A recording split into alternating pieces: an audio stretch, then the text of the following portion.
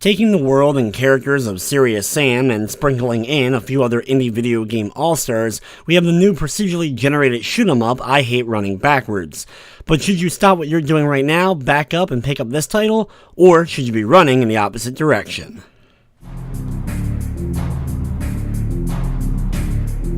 I Hate Running Backwards is one of those procedurally generated shooters that you start off with only a few things unlocked, but as you make attempts and die some more, you'll slowly start to unlock new characters and abilities that will help you finally be able to best the game. The game started off as just a small side game for the Serious Sam franchise, but soon ended up adding the few indie game characters as well as showing off at a few places, and I Hate Running Backwards got a little bit of a buzz behind it. It's one of those games that as soon as you start playing it, you can quickly become addicted and think it's one of the funnest things you've ever played.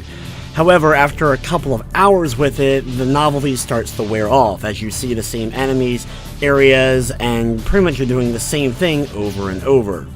Yes, the game is procedurally generated, but of course there's still only a certain number of setups that it can possibly do before it ends up repeating them, so you're going to see very similar looking levels even though they are technically random every time.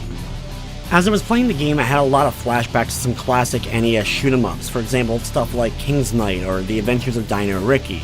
Just like those games, this one has some flaws to it that are obvious and very noticeable, but at the same time, the game has charm and is definitely fun to play, especially co-op with a friend.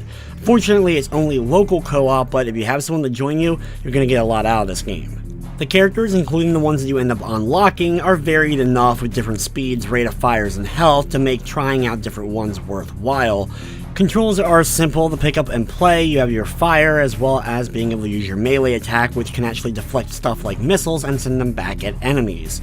Every couple of steps is a new power-up or new thing to pick up, and all of the environment is destructible. You can still get stuck on it and end up getting pushed towards the bottom of the screen, so you have to be careful, but at the same time you can destroy pretty much everything and end up getting lots of little hidden things along the way.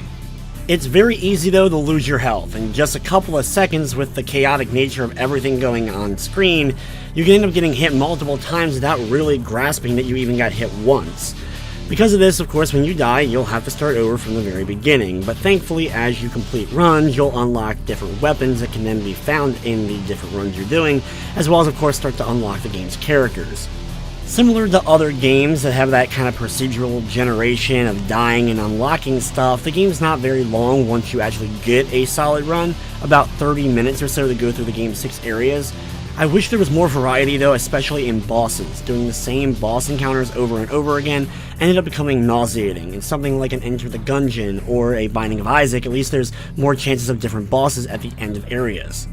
It will take you probably quite a few runs to finally be able to beat the game, but there isn't other modes really. The only kind of additional thing is when you defeat bosses, you can unlock these curses, which end up making runs harder if you want to do that, so when you're looking for that extra bit of challenge, but really other than that and putting up a score on the leaderboard, there's nothing else here.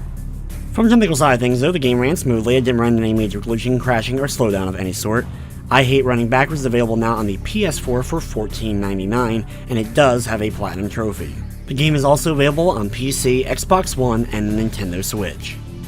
Overall, I Hate Running Backwards is flashy and it's action-packed, but it ends up lacking as far as overall depth, especially at its current price point. If you're getting this game as just a single-player experience, you may want to wait for it to go down a little bit in price, but if you have a friend to play with and you'll be able to do lots of co-op, this game is definitely enjoyable more with a friend than it is by yourself. With all that said though, I'm going to be giving I Hate Running Backwards a 6 out of 10. But anyway guys, I'm going to wrap up this review. I'd like to thank you for watching, and of course I hope you enjoy.